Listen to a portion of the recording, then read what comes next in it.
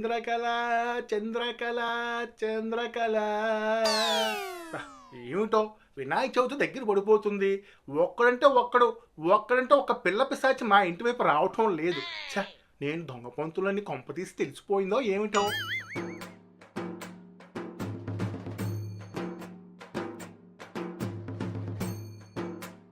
అదిగో పిల్ల పిశాచీల గ్యాంగ్ వస్తుంది. ఎదవలు పోయినసారి అరటిపండు తొక్క కూడా వదలలేదు.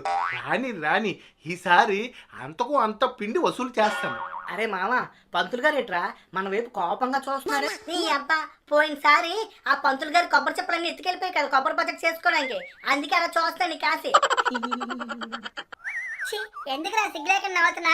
అబ్బా, అక్కడికి నువ్వేదో పెద్ద పతివ్రతలో నవ్వుతున్నా.